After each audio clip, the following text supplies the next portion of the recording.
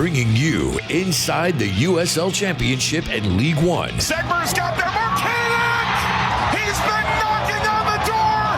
He knocks it down! Diving into all the biggest stories and top headlines. You are ripping and roaring today. This is USL All Access. It's almost impossible to recreate that level of magic. With Mike Watts and Devon Kerr on SiriusXM FC. Welcome, everybody, to a new edition of USL All Access. A very happy Tuesday evening, one in which both Devon and I are on your radio and potentially also on your streaming device. It is an Open Cup week, which means there's games ongoing today and tomorrow.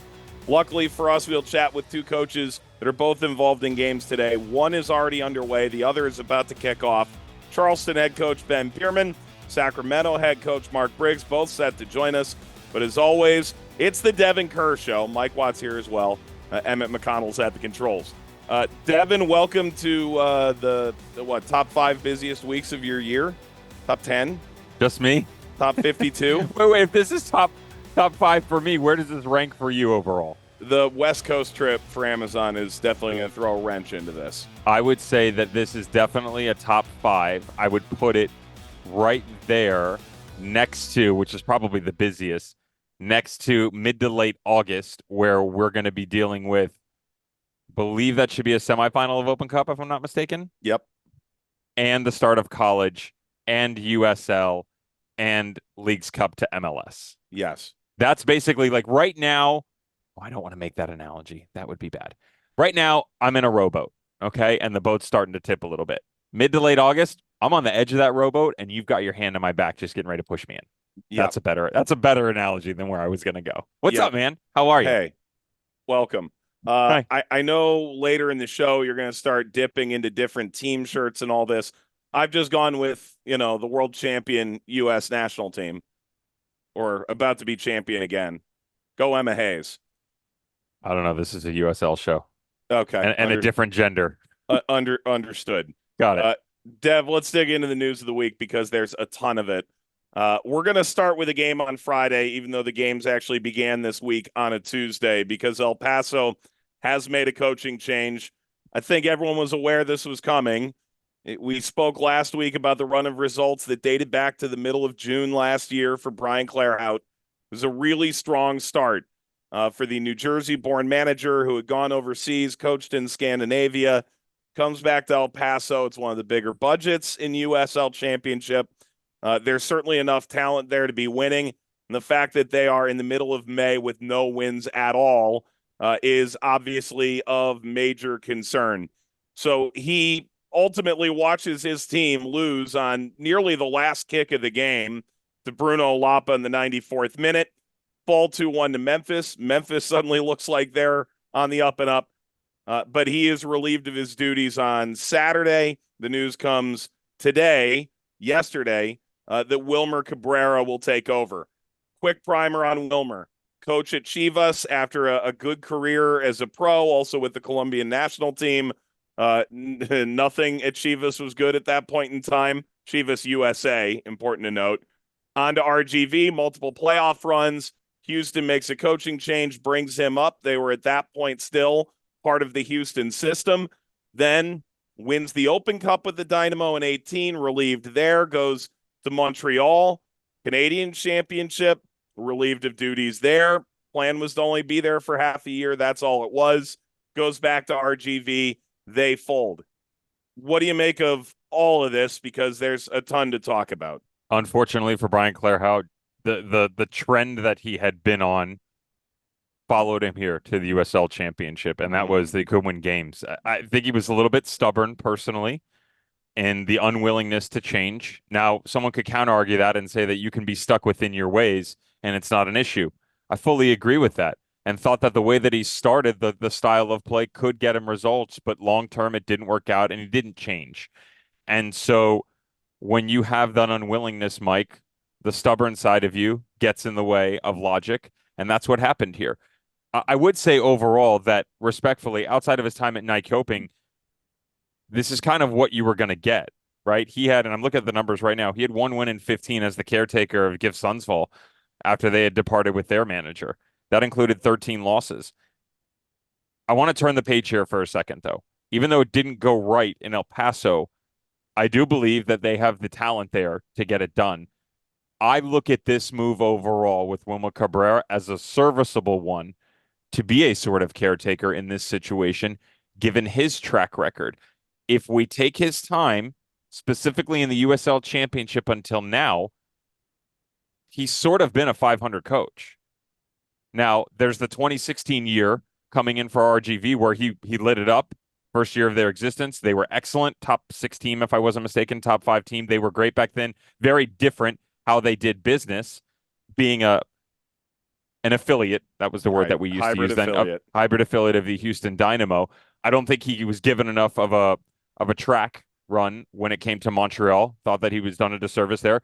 But even when he came back to RGV, he's a 500 coach. He's a guy that averages, again, let's go back to the minutes here a second.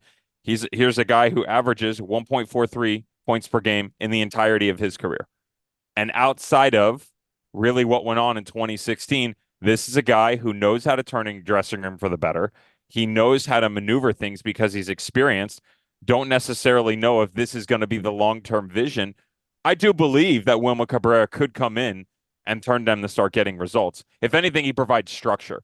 And to me, that's one thing that El Paso felt like they were lacking over the last 6 to 9 months. Yeah, when Mark Lowry left, for one, it was probably the timing was right for everybody to try something else. But you go out and you get Hutch, off of Seattle, really Tacoma. A lot of internal strife. Too many changes at one time. Yeah, a lot of problems. Then you go get Brian Clarhaut, and it didn't necessarily fit the group that you had. They make even further roster adjustments. There's very little that remains from the height for the Locomotive. I will say this about Wilmer, and I'm interested if you agree. Houston would send some young guys, so talented but young, a lot of really serviceable players, but very rare there was anyone where you sat there and went, wow, that guy can be an upper echelon player in this league. Meaning the players coming from Houston down, or the players in that were supposed to be MLS?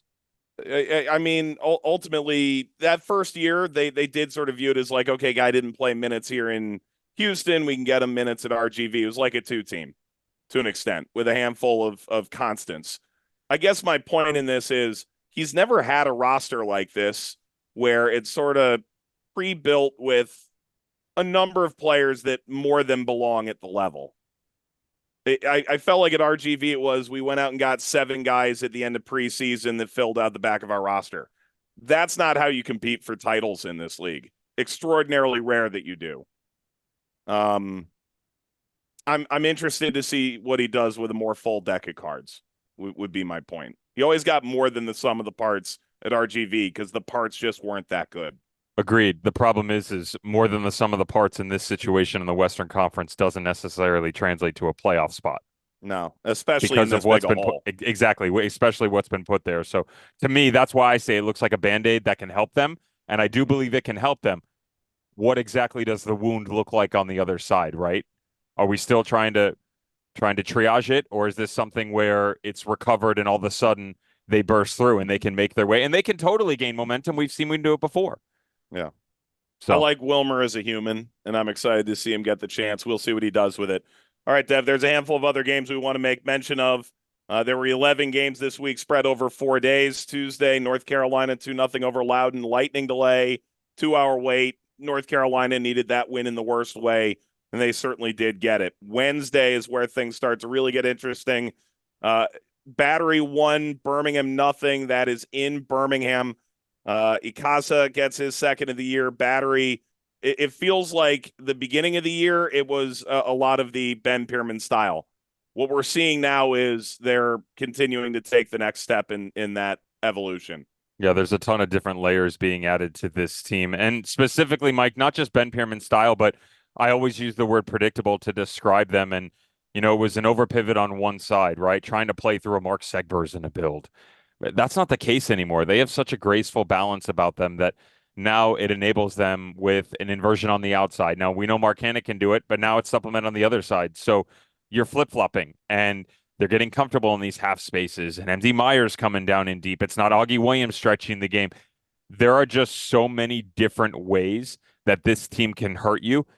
But I'm really interested what Ben Pirmann is going to respond with in our conversation with him, because although this team has 26 goals on the season, trailing only Louisville, who have 28, to me, I think the most impressive thing about them is their defensive work, their shape, their pressing patterns, whether they're sitting the lone striker to push it outside. Are they jumping four up top? Are they trying to narrow the field out? Again, they've added a ton of layers here as well. This team defensively, to me, is the best in USL Championship. I don't think their attack is, regardless of the amount of goals. I think that's a system thing, and I think that they're producing well, but without Nick Marcanic, the goals aren't as high. That's fine. I think Louisville's got a better attack, but I do think the Battery are the best defensive team in the league, and I'm curious what Ben Pirmann has to say about that. Yeah, Dev, you wrote the question in our rundown. More impressive, attacking or defending? To me, they're one and the same. The defending makes them a great attacking team. Yeah, I disagree with you, man. Coaches want to say that jargon, and I get it. And I do believe that, look, a team's best defense is going to be their attacking unit up top, absolutely. But I'm separating it in the sense of you have to pick one. Yeah. Like, basically, and you know this, you and I have had conversations with Danny Cruz of, what are you happier with? The goals that you're scoring or the defensive output that you've put forth? Managers will give you one or the other. Yep. And I agree. Got to start up top, or it's got to start as a group. It's got to start in the build on the back line to help the attacking unit. I'm just saying, if you had to separate the two, I'm picking the backside. Yeah, fair enough. All right. Friday, Colorado Springs now 4 wins in a row, unbeaten in 5. Dev, like they were left for dead, seemingly. They were right at that inflection point. You lose another 2-3 games, and we're going to start saying the season is wrapping up early. And yet here they are above the line. Who left them for dead, though? Because the entirety of the time we kept saying, like, the law of averages are going to play out. Those numbers are going to officially get themselves to a point where the narrative changes. And that's exactly what's gone on here. Like, we watch teams, Mike, and we watch how they play. And a Colorado Springs team that has all that talent, number one, but the intention with the ball to try and be impactful on a game going forward. There are teams we look around, and I'll say it on air, I say it behind the scenes. I have no clue what this team is trying to accomplish. Now, I understand what they're trying to build through, but the legitimacy of it all is terrible. That was never the conversation with Colorado Springs. It was always like, they're producing this, they're producing that. Yeah, they haven't been as clinical in front of goal, but they're getting there. Well, all of a sudden, the numbers are the exact same thing they were before. They're just hitting the back of the net. Yeah. Again, Chambers, Hoagie, like, that group knows what they're doing. I still see them as like a 4-7 team in the table, where the top of them gets right there in the West and the bottom just kind of slacks off a touch, but they never miss the playoffs. I don't necessarily know if they can chase a title just yet. The quality isn't there overall. All right, couple other results. Indy 4-1 over Hartford. Indy have won 4 straight. They look great. Loudon 3-0 over Monterey. Loudon not only getting healthy in the midfield and up front, but they also brought in Matai Akamboni off loan from DC United, which is a fun one. Pittsburgh and NCFC 1-1 alongside the River. North Carolina actually grew into that game. I will note that Bob Lilly said, and I completely agree, and we saw it in the first 20 minutes, they are not efficient enough. They're not efficient enough. If they score the Canardo Forbes sitter in front of goal, I know it took a weird bounce. We're having a totally different chat, and I'm sure that chat was had on the field because they were there for about half an hour in their huddle. Tampa Bay 5-0 over Tulsa. Oakland gets a very late winner against Orange County, 2-1. And Las Vegas draws Louisville 2-2. Vegas, multiple goals on Louisville, only happened 3 times this year. I had an awesome chat with Dennis Sanchez. They're doing the right things. It's going to take a minute. They lack structure, but they have more talent. It's going to take a minute. They're decent. And then Phoenix throws Miami under the bus 2-0. Phoenix, Dev, we'll close with this. They're back, baby. Kind of. Are they? Yeah. Wouldn't say that they're back. We ranted. You ranted 2 months ago, a month ago. Okay, hang on. And here's what I went with that. I talked about leadership, conviction within performances, quality control overall within the locker room. Like, someone has to step up, right? Could it be a Fede Varela? Could John Michael Stenberg on the back line? Like, someone had to be the person. And I don't see that someone just yet, but I do see a team more determined going forward. That's starting to get goals, that just has a bit more belief about them. The system itself, not that far off. Not a ton of changes, bit more aggressive on the outside. And we did say coming in that their wingbacks were certainly an upgrade from last season. I think we're starting to see it bear fruit.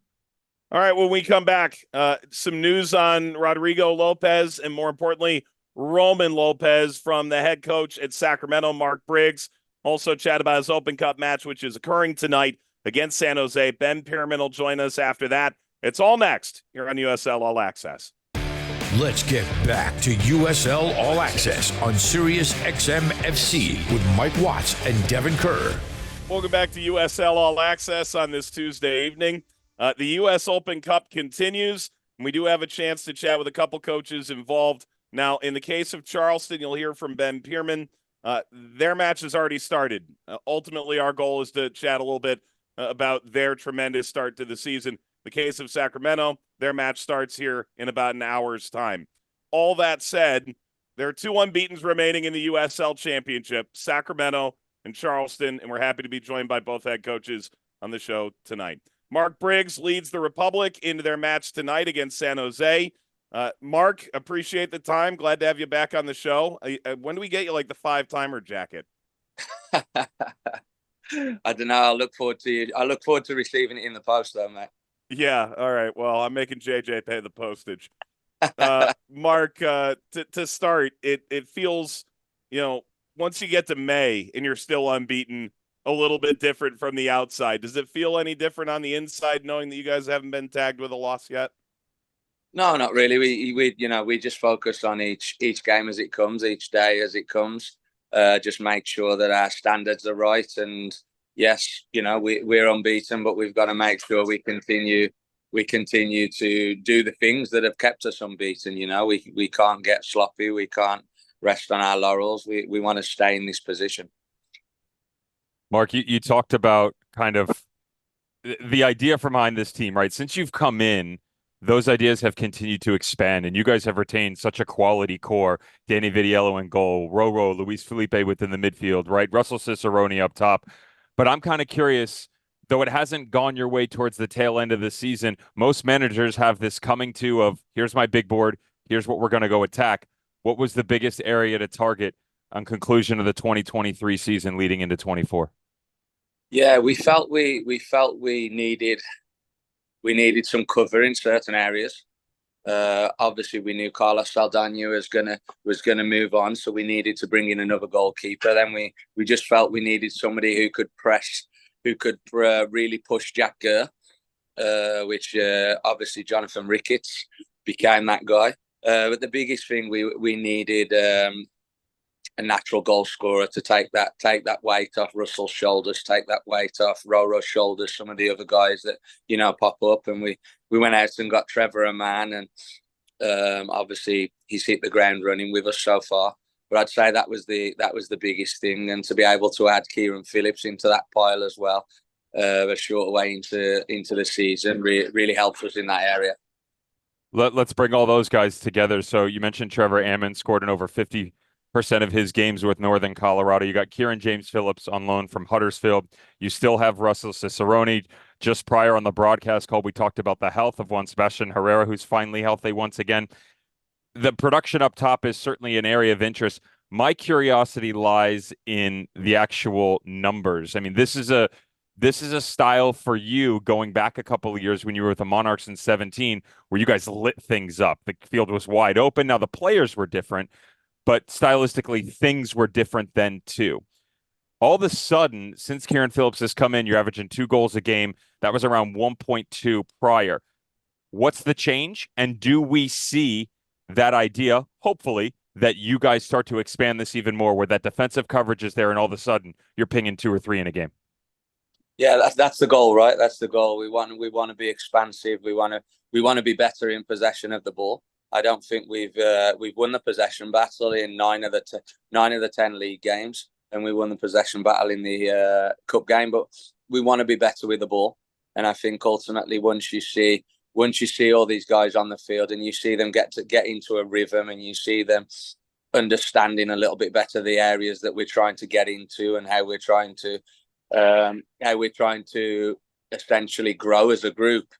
I think you'll start to see those performances come together and click and start to get 2, 3, 4 goal performances, because we haven't quite clicked in that area yet. Mark Briggs joining us on USL All Access. His side plays San Jose Earthquakes in the Lamar Hunt U.S. Open Cup tonight. Mark, this team, this roster, fill in the blank, is the most blank of your tenure at Sacramento. The word that comes to mind for me is balanced. I'm intrigued to see sort of what the most sort of standout characteristic of this group is from the inside. Yeah, I would agree with that. I think we've got balance in every area. We've got strength in every area. Whether it's a starting group or whether it's somebody coming in, the level of the group doesn't drastically drop. And then for me, as a coach, it's the first time that I've had 3 strikers on my roster, which makes a huge difference.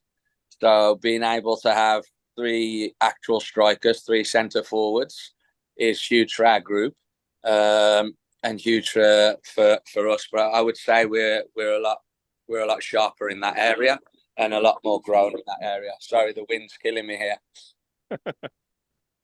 Yeah, be careful, Briggs with 3 strikers. I'm shaking in my boots. 3 strikers, but 3 strikers, but no tripod. It's a triumvirate, Devon. It's different. We've been over this in the league. Got it. Mark, I want to turn to the Open Cup. We talked about this last year, and it was obviously a very truncated run in the Open Cup for you guys. How much does 2022, the magic of it, the feel of it in the community, the way it sort of grabbed U.S. soccer by the shoulders and turned them toward the club and toward the league, how much does that play or factor into the way that you approach these games, recognizing the possibility, the opportunity that comes with a game like tonight? Yeah, I think, look, last year was a little bit of an anomaly for us. We wanted to do well, but it wasn't our main focus. We knew we would have a target on our backs based on what happened in 2022. But this year, it's, we want to go far in this competition. We want to do as well as we can. The experiences that we've had in this competition, playing in quarterfinals, semi-finals, playing in a final, the emotions those give you, the feelings that give you, the nights that we've experienced out here at this stadium, it makes you want to do well in this competition. There's not many teams that can say they've experienced what we have. We've got to put that experience to. We've got to make sure we maximise those experiences and help with our performances now, because the majority of this squad played in those games. The majority of this squad played in the Open Cup final against Orlando. So we've got to make sure that we remember those nights, we remember the feelings that we had, and we try and get those emotions and those feelings again, starting with tonight. Mark, I want to step outside of that just a touch and combine 22, 23, and 24 experiences together. You mentioned last year was an anomaly, right? The loss to Colorado early on, the 4-2 at home. 2022, I was always amazed at the balance you guys were able to create during the Open Cup run, because we've seen lower division teams try and make their way through it, and league form usually suffers. That wasn't the case for you guys. You guys actually had to maneuver. I was staggered going back and reading how many games. 25 matches overall. You were at 11, 7, and 7 in that time frame, most of which saw a gap of 5 or 6 games in terms of the win-loss. The balance is so difficult to maintain, right? And while last year you said, okay, now we can fully focus on league play, that's not the case right now. You guys are unbeaten, right? You're just the 11th team in USL Championship history to go 10 games unbeaten to start the season. And now you've got a matchup against San Jose and possibly beyond that. So bringing all of those experiences together, what's the biggest thing you guys learned outside of the 90 minutes to help this team grow, travel, setting this production up so that you're set up for success once again?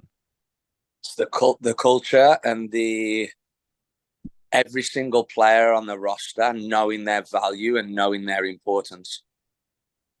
And I think when you have that, every player understands their importance. Even if they're playing 10 minutes here or there, they're still just as important as somebody that's playing 90 minutes every week. And I think that's the biggest thing for me, because if you have that, when these guys come in, you're going to need these guys, you know. And I was so proud of the group in 22. Some guys really stepped in and performed at the highest level, which enabled us to have that cup run, which enabled us to go through the rounds. So I think for me, it's players understanding their value and understanding how important every single member of the staff and the playing staff. It's critical. Let's talk about this Open Cup run. San Jose. We've bridged all the years together. I feel like there might be some history here with San Jose. This, of course, the MLS team that you guys first took down in 2022 on that run. Not the first time you've taken down an MLS team. They're searching themselves, right? Not the greatest form to start in MLS. Kind of up and down for Luchi Gonzalez. He's been looking within the midfield. He's had to handle injuries in goal and on the back line that have been some season long, some a couple of games long. They've added the Argentine Hernan Lopez into the 10. Within that search, there's still a ton of quality. How do you go and get a result against this team? I think first and foremost, it starts with belief. If you don't believe you can beat an MLS team, whether it's San Jose or whoever else, if you don't have any belief, there's no point stepping on the field. So it starts with that belief, but then it's an understanding of the weaknesses that we feel we've seen when watching them, our players understanding them and how we can exploit them. And then it's also hoping that all 18 of my players have the best night of their career. Because we need our players to have top performances, and hope San Jose players have an off day. You know, that's just the reality of it. Mark, I want to close with this. Rodrigo Lopez and his family's journey has been pretty well known. Luis Felipe started a GoFundMe that really brought attention to it. Also brought a good amount of money along for the Lopez family to be able to not only pay for Rodrigo's son, Roman, to have aortic valve replacement surgery last week at UCLA Medical Center down in Los Angeles, but also just to allow them to focus away from the field entirely, which is really special. The news this week is that Roman is well enough to go home. Rodrigo is home now as well. Hopefully within a year, Roman will be able to play again and play for a long time, according to Roro. For you, try and describe the emotion of this. Like, Rodrigo posted this past week that in Rhode Island, you guys sort of sat in the locker room and you said, let's do this for Roman, and obviously come away with the most resilient performance of your season, coming from behind twice. So what's this look like for him moving forward, and describe the relationship you have with really the face of Sacramento Republic? Yeah, close. I think that's probably the biggest thing. We're close. We communicate constantly. He's a huge part of everything I want to do with the team. He's a huge advocate for what we ask of the group. And Roman's a part of the family. Roman's here at training with us whenever he's not at school. Roman's giving me coaching stuff because he wants to be the next Pep Guardiola, you know. So it's just been a difficult time for obviously the Lopez family, and for what they've been through. Christina and Roro deserve the utmost respect for the resilience and strength that they've shown in this period. And then Roman's, one of the strongest little kids I've ever met. And so proud of him and so grateful and thankful that he's been able to get through the operation. And I was sent a video of him walking through the hospital yesterday.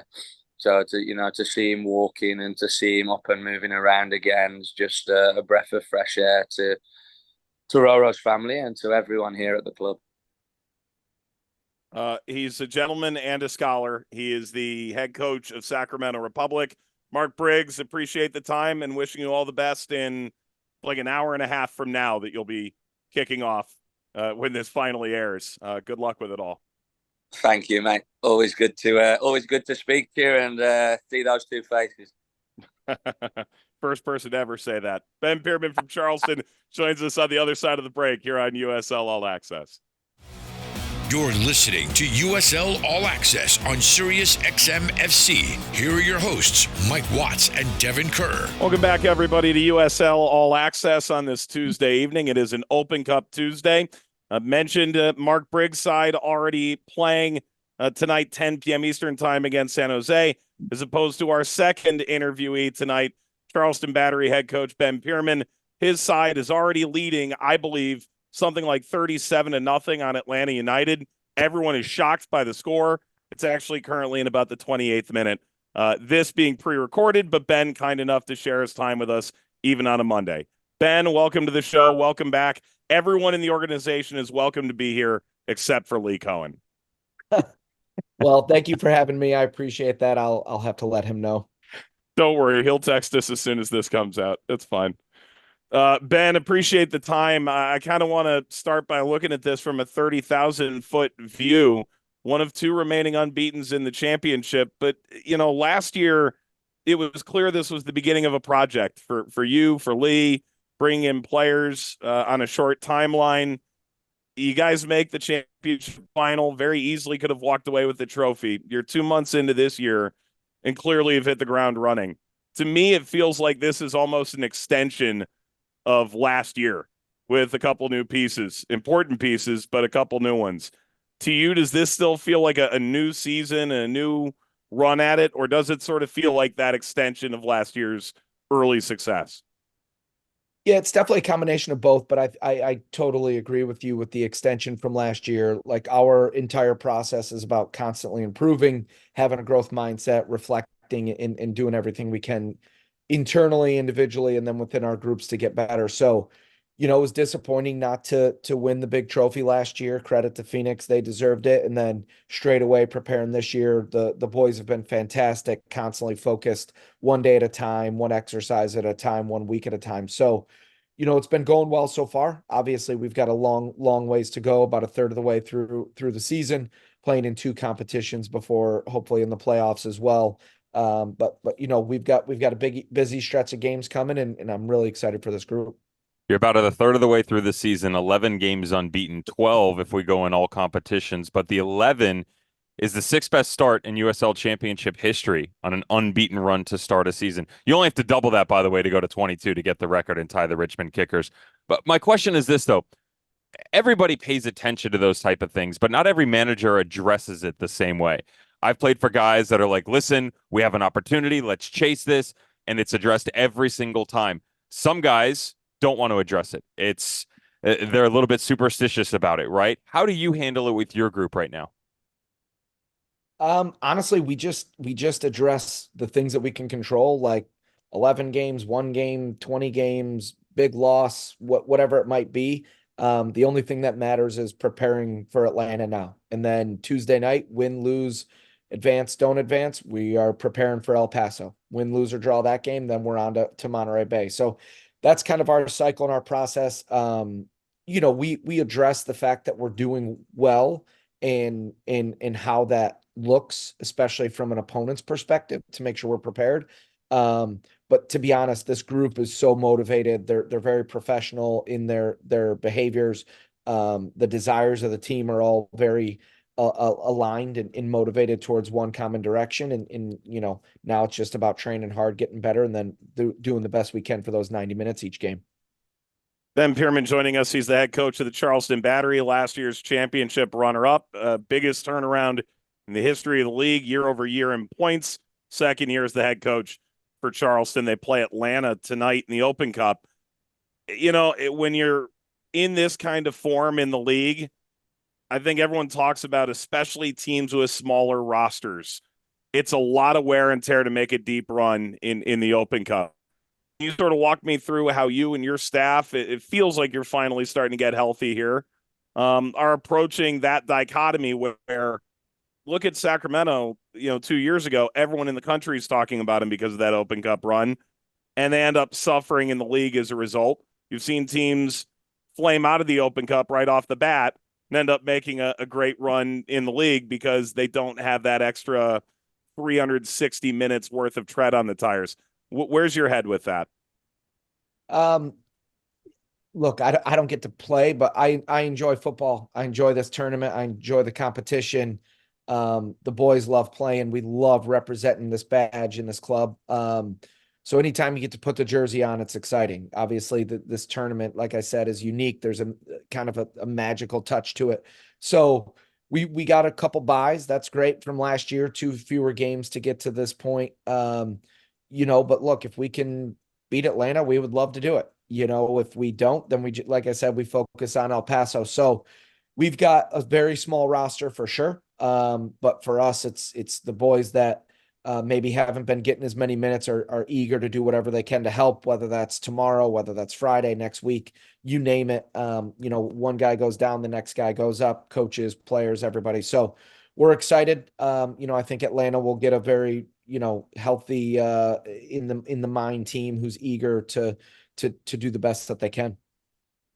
Ben, I went back and looked at the numbers from 23 to start this season, 6-2-3 through 11 matches. And the numbers themselves aren't that far off from this year if you remove the San Antonio game. Last year, 15 goals for, 14 goals against, 4 shutouts. I say the San Antonio game for everybody at home because there was a 7-0 loss.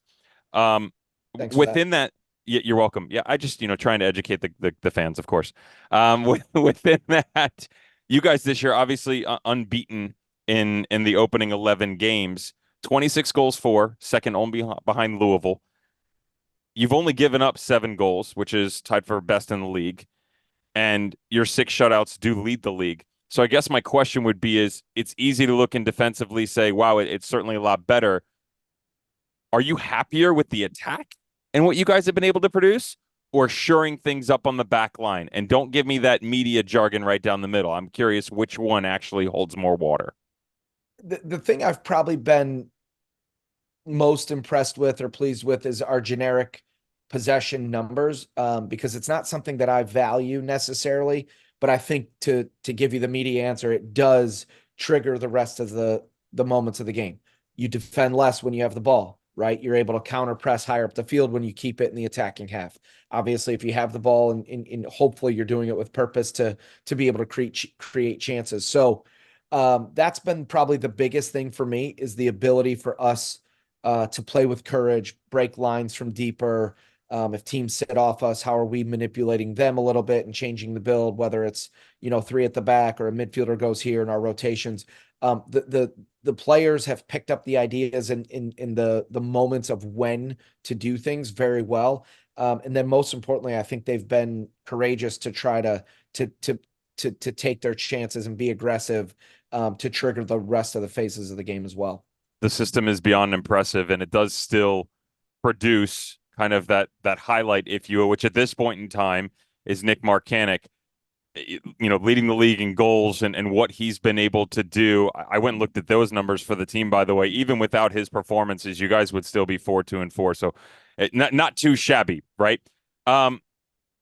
Just walk me through what you've seen from him. I looked at notes coming out of Northern Illinois in the draft. I talked to him about it. Was it last week or 2 weeks ago, his progression, but mostly utilized on 1 week last year. We flipped that a little bit for the Battery. Now you've got him cutting back in, but whether it's in possession, one-on-one situations, certainly luck falling his way as well. It just seems like everything's going for him. Yeah, Nick's been great. I talk about two things with Nick, because a lot of people are asking in this question, obviously, is like, he, number one, we signed him because we had a really big void in the wing last year, and he had never played as a winger. So, I knew he was good. I knew he could produce. I knew he could score in a variety of different ways. He just had to learn a little bit of a new system and new expectations in a new position. Since he's really grasped that and taken that on, he does everything well, right? If we get pressed high, he's very good at winning kick out headers. He presses the opponent well. He makes interceptions. He presses from outside to in. He tracks his fullback. He can defend inside in the holding midfield zones, which in turn allows him transition moments, which is really when more goals are scored than not. And he has this knack, like he knows when to position himself a little bit higher when we're out of possession. He knows when he needs to be buttoned down. He knows when he can come inside. He knows when he should stay out wide, when he should be a threat behind. So he's really taken that on. And then I think the second thing is his natural ability to score in a variety of ways, right? He can take a guy on, cut inside. He can get around the edge for a cross. He's excellent, kind of scheming, poacher's mentality, good on restarts, good in the air. So he provides it in a lot of different ways, and it's not just the scoring. The goal involvements have been incredible, but the work he does leading up in training and then in and out of possession for the team allows him to get all those moments. Ben, to follow up on that, Ben Pirmann joining us, the head coach for Charleston Battery. Have you gotten any calls about Nick Marcanic at this point? Obviously, you guys moved Fidel Barajas at the end of last season to Real Salt Lake on a big transfer. Yeah, I think, look, being in the middle of the season, all teams, the Battery, MLS teams, etc., everybody's focused on themselves, but everybody's also focused on always improving and making squad stronger. We have to be ready. Other teams have to be ready. So there's been very topical conversations. Look, if you told me that Nick Marcanic is not a Battery player next year, wouldn't surprise me. If he's here for 5 more years, banging in goals for the black and yellow, I'm excited for him. That's the other thing about Marcanic's mentality is like, look, obviously he would love to be back in MLS. He'd love to be in Europe. But he's just so into the process and into getting better. He knows that if his focus is there in taking care of the details, only good things can happen for him. The quality within this team, Ben, has just continued to take steps under your tutelage, as well as your relationship with Lee Cohen, in the front office. And I'm looking at names right now, starters easily on any other team, right? And I say that because of the depth that you guys have now. Obviously, you've had to go through some injuries as well, but Juan Sebastian Palma, Jackson Conway, Josh Drack, Jake LaCava, Arturo Rodriguez. I can keep going. Rotation in the midfield, Chris Allen, Aaron Malloy, Emilio Icaza. We could go on and on and on. But within that, then there's the attacking conversation we just talked about. There's the defensive unit. I guess my question to you is, we're 11 games in, 12 in all competitions. What surprised you? Look, I'll be honest, like Nick scoring as many goals as he did. Jackson Conway had a really bad injury. MD Myers carried the load, and it wasn't just like, yes, he has some goals and is doing well there, but the pressing, right, getting the crap kicked out of him by other team center backs without being a sub. Arturo Rodriguez, who, you could make the argument he was the MVP in the playoffs last year. He had a bad injury. Other guys stepping up. Josh Drack, Jake LaCava had to go through their injuries. So guys have gone down. It's been other players stepping up. Nate Dos Santos has been incredible as a left fullback in a new position. But I think honestly, it's the overall synergy of the group. The willingness that, like, I wasn't able to coach in the cup game. I was out ill, and Devon and the team it was like probably even better that I wasn't there. It's the ability of people to just step in at any time, any position, to get the job done. And it's really a selfless group to make sure that they're ticking those boxes. Watch, just so that we're clear, he's not talking about Devon Rensing, his assistant coach. He was talking about me. Lee Cohen gave me the keys for the night against Tormenta. Excellent. Ben, nothing's going to keep you off the sideline for this game, right? I know it's already started by the time this is airing, but you're good to go, right?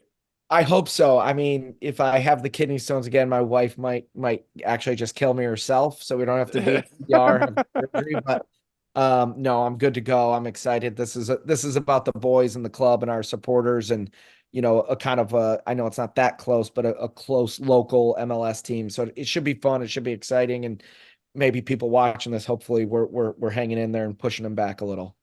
Yeah, as someone who called a CONCACAF Champions League game with kidney stones 2 years ago, I get it. Ben, we don't usually open the mailbag, but we did in this case. Lee from Low Country says, do you bug your club president a lot? Yes, unlimited. Would you rather win the Open Cup or win a USL Championship final? Wow. Ooh. Oh, I was not ready for that. Me neither. Ooh. I'd rather win the USL. No, Open Cup. Wow. Man, that's tough. Don't worry, it only airs to the entire League of Nations. Yeah, I'll say Open Cup. Be cocky, dude. Say both. Yeah, I mean, look, I just want to win one game at a time. How's that? There it is. Ben, appreciate the time. Good luck with the game you're already coaching in, and may this unbeaten run continue. My pleasure. Thank you, guys. I appreciate it. That's Ben Pirmann. We're back on the other side with our potpourri and the rest of the mailbag next on USL All Access. Giving insight to all the biggest moments in Championship and League One. This is USL All Access on SiriusXM FC with Mike Watts and Devon Kerr. We're back. Our appreciation to Mark Briggs and Ben Pirmann. Miss any part of their interviews here today, you can catch it tomorrow on the USL YouTube page with video or right here on the SiriusXM app, and save your sanity. With Devon, Mike, let's close out the evening here. Before we get to the mailbag, Detroit City, congratulations. Not only did you defeat Houston, you play tomorrow against Indy 11, a chance to advance to the quarterfinals of the Open Cup. It appears your long-term future might well be handled. Announcing a land acquisition to build a new stadium closer to downtown. Exciting times in Detroit. And Devon and I will at some point get to the Motor City this year to celebrate with you if you're so inclined. Dev, we did speak with Mark Briggs a little bit about the Roman Lopez news. Rodrigo's 9-year-old son out of surgery, doing great, already back home. This kid's got jokes. He's a charismatic, bubbly young man, and one of the things that's first to go, having firsthand knowledge of this at a young age, going through health issues, is your demeanor and your morale drops. That apparently is not an issue for Roman coming out of it. And I want to read this quote directly to do it justice. Roro Lopez says that yesterday Roman was able to walk outside and feel like himself again. He even made some jokes like, I feel more like Roman now. Before I felt like Tupac when he got shot. And while that's an interesting analogy for a young man to make, Roro Lopez responded with, I didn't even know he knew who Tupac was, yet alone how he died. It was good to hear Roman's personality back. I mean, come on, man. A young man in that situation, he's making a relationship to Tupac? How does this kid... Here's the thing. Roman's like, Rodrigo's like, how does Roman know? Man, kids parrot, man. You got a favorite Tupac song, Mike? I don't. Okay. Roman knows more about Pac than I do. Yeah. He said his Hail Marys. Yeah, well done. My ambitions as a rider, Mike. What can I say? You're doing great. Our favorite segment as always. No. Can I drop a little Louisville stat first? I thought this would be part of the mailbag. No, I wanted to get the Louisville stat out of the way, and then we can hit. Okay, perfect. Here's why. Most goals through 9 games in USL Championship history. Louisville City, 28. That ties Phoenix Rising, the team of 2020, in the final that never happened but did. I have a bottle to prove it. Phoenix Rising team made it all the way to the final. The 2013, this is third place, Orlando City team comes in at third with 25. They, of course, won the title that year. 24, the Monarchs in fourth. 2017, won the Supporter Shield. The Battery team of this year is tied for fourth with 24 goals. It's actually 20. Well, it's jumped up because it's through 9. And then the Richmond Kickers of 2014 and Reno of 2017, all title winning teams, Supporter Shield winning teams outside of Louisville and Charleston. Reno won the West. No, sorry. Reno finished second in the West that year to the Monarchs. Oh, that's my mistake. All right, here we go. That does get us a little bit in the mailbag if we have time for a second one. Do you want the first one, Mike? First one is most likely to advance from the lower division teams in U.S. Open Cup. Michael, your choice. Charleston on home ground, and I know this is aging poorly because that game's about to conclude and we're calling it. Atlanta's just so banged up. They just, I don't even know how they're literally walking. They're down multiple center backs, down their top 2 attacking threats, DPs. Charleston. I'm taking Sacramento. While I don't think you're wrong. I'm taking the gap between San Jose and Sacramento to be a little bit closer because of the level that I've seen out of Atlanta and the lack thereof from San Jose. I don't know what it's going to look like lineup-wise as to whether or not they're going to play Hernan Lopez in the 10. They've had a ton of issues in the interior. I speak for a living this year. And I think that Sac with their structure, there's a little wrinkle coming, I might add, from a tactical standpoint that could give them the edge on the attacking front. Do we have time for one more? Or are we done? Rip it. Okay. Going back to the Louisville stat, I set it up for a reason because it was a second. Mike, is this the best Lou City team of their 10-year run? Not attacking, the best Not team. yet. Not yet. No, you have no clue. We're so far away from that conversation. It's absurd to even say it, even on the attacking front, because Cameron Lancaster is rolling over in his Lexington grave somewhere hearing that conversation. Dev, learn anything from this show? I learned that I'm able to make multiple wardrobe changes and not break a sweat. See? I learned that a 9-year-old knows more about Tupac than I do, and I'm shockingly fine with that. For Devon, Emmett, Mike, thanks for watching, listening on this Tuesday. So long for now. We'll talk to you again next week here on USL All Access.